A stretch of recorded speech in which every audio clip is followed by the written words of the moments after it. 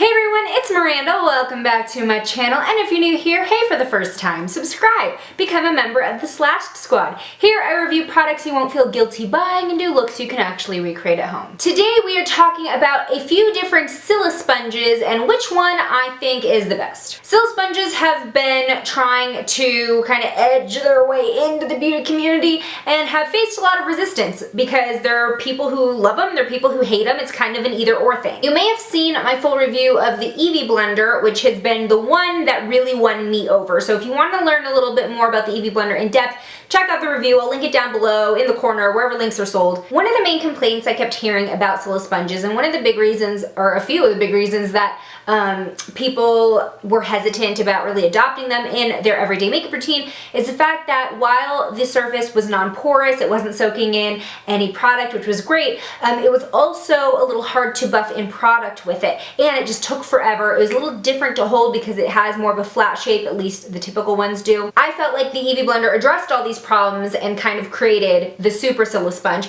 Obviously it has a shape that's very reminiscent to your typical makeup sponge, and then you have this indentation in back where you can put your finger in there and it makes it really easy to do the roll-on method that's kind of required with this sponge. Also, they were the first silicone sponge that I saw incorporate texture on the surface, which actually really helps buff in the product because you're not just slipping it all over your face, it's actually working it onto the skin. So because of those reasons and then some, it's also very easy to clean still, even with the kind of wrinkly texture. This has become one of my exclusive tools for liquid foundation. I very, very rarely use brushes because I hate washing my brushes because it's so hard. I hate washing regular sponges because it's so hard and it stains. This has been kind of a heaven sent for the lazy girl in me, but also it just works well. Once you kind of get over that learning curve, because you can't just pat makeup on with this, you really do have to kind of roll it and twist it. Once I kind of got the hang of that, I had no issues. Now, one of the first Silisponges I've ever used was the MakeupDrop, and at the time, which was like the height of the Silisponge craze, this was definitely the best one on the market, and that was solely because of the shape, the teardrop shape where you have the pointed edge. All the other Silisponges I'd seen were like round or weird oblong shapes, and this is the one that seemed the smartest to me because you did get that pointed edge to go in between your eyes or under the eyes and in the nose and the mouth. So this was definitely the one that made the most sense. But we still had those quintessential issues that Silisponges come with, where although it doesn't soak up your makeup, it takes forever to actually buff it in because it's just kind of sliding it around. I can get a really good blend with this, it just takes a long time. So fast forward several months, almost basically from the beginning of the year to the end of the year, and the MakeupDrop just put out a new product, and that is the MakeupDrop Plus. So this one is pink, obviously, but the biggest difference is that this also incorporates a texture. So when this came out, I was like, okay, I need to try this and, you know, compare it to not only the original MakeupDrop, but my Evie Blender, which was the first textured one that, you know, kind of got popular. And I want to know which one is easiest, which one's gonna blend the best. I was very curious. So upon first observation, I noticed that when you look at the Evie Blender, you can see the texture. It's kind of like a wrinkly texture. There's ridges, there's lines, grooves, I guess is the best word to say, but it's visible. With the MakeupDrop Plus, you cannot see a texture really. Even if you shine it in the light, you see a little bit of a pattern, but it's not something that you can just go like this and be like, oh yeah, that's textured. However, when you compare it to the original MakeupDrop, you can feel a difference right away. This one has very much of a slick surface, where this one has a little bit of grip to it. You know, it's got some traction. Now we still have that teardrop shape, and it is flat, which to me is harder to maneuver around the face than this is. I think because the Evie Blender is just shaped like a normal sponge, basically, it's kind of better for muscle memory. However, with the flat one, I always find myself kind of holding it the same way and kind of protruding it out so I can still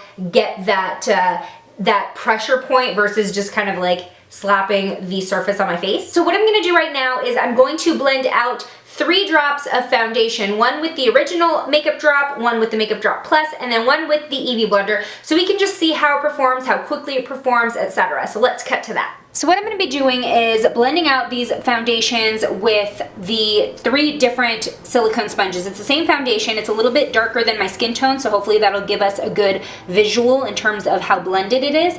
This will be the MakeupDrop Original, this will be the MakeupDrop Plus, and this will be the Evie Blender. And I'm going to time how long it takes me to get to a point of blended that I feel would look good on my face. So we're going to start with the MakeupDrop Original, and here we go.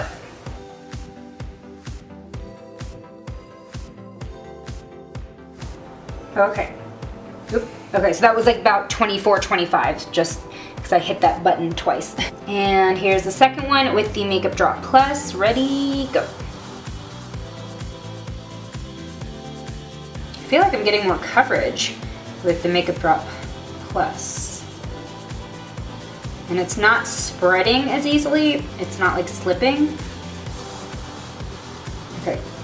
All right, that's pretty good. We shaved off about 4 or 5 seconds, and it's about the same level of blending at that point. Now let's go with the Evie Blender. Ready, go. And you can see the difference in application. I'm not just patting, this is a rolling motion here. Okay. All right, so we shaved off another 5-ish seconds from the MakeupDrop with the Evie Blender. And I honestly think that looks the most blended out also out of these 3. So here's the Evie Blender, MakeupDrop Plus, and then the MakeupDrop Original. As you can see, I felt that I still had like the best results quickly with the Evie Blender, but the MakeupDrop Plus came in very, very close. I think the only thing that keeps it from being on par or better personally is the fact that it's flat and it's not as intuitive to hold and really like get that foundation on there. You're still kind of doing this slapping motion unless you push it out a little bit like this. The MakeupDrop Original, you still do get that blend going on and you can get that really smooth surface, but it just takes a long time. And you know, when you're talking about a daily routine, something that you want to use every day, because I mean, in reality, every product personally that I incorporate in my routine, I want it to be something that I can use often and something that makes my life easier. So as far as this one goes, the original, this is not something that I found myself wanting to use, just because even though I knew it was going to be easy to clean in the long run, it was going to lengthen my routine, which is not something I typically like. Speaking of cleaning, Silisponges in general are usually very easy to clean. You can run them underwater with soap or even just use a makeup wipe to wipe them off. Now, because the texture on the MakeupDrop Plus is a little less intense than the Evie Blender, I find it easier to clean than the Evie Blender. So that's a little bit of a pro going for the MakeupDrop Plus. With the Evie Blender, because the ridges are deeper and you can actually see them, if you just wipe it off with a makeup wipe, sometimes you'll still get a little bit stuck in those ridges, so I like to actually run it underwater and kind of get some soap in there as well.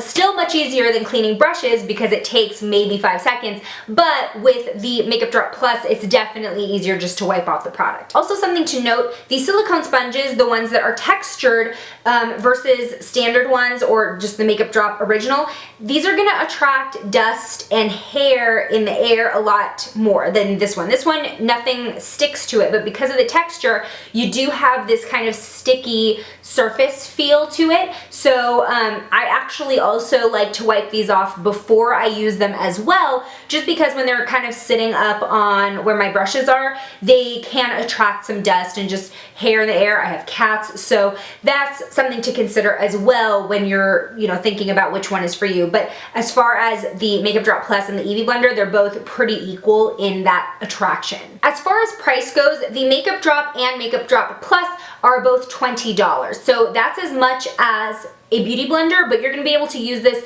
way longer because these are antibacterial. You're not gonna get those stains, you're not gonna get the makeup buildup, so that's already such a great investment. The Evie Blender is normally $26, so you're looking at $6 more. However, every time I go on their website, there's a sale and it's about $19.95. So the price difference really isn't that huge of a factor in my book when it comes to comparing these and kind of having that be the deciding moment. In the end, and I definitely see a place in my routine for the MakeupDrop Plus. I feel like this might be a little bit more travel friendly than the Evie Blender because you do have that shape with the Evie Blender. It's not as compact, where this you can really slip it into any pocket of a makeup bag. And the fact that it is easier to wipe off, that makes this a really great travel companion. However, for my everyday at-home routine, the Evie Blender is still gonna be what I reach for first. I feel like it works quicker, it works easier, it fits in my hand better, and once you get that application going and once you kind of get over that learning curve, I feel like this one is still the superior one. What do you think? Have you tried silicone sponges, and have you tried the Evie Blender or the MakeupDrop or the MakeupDrop Plus?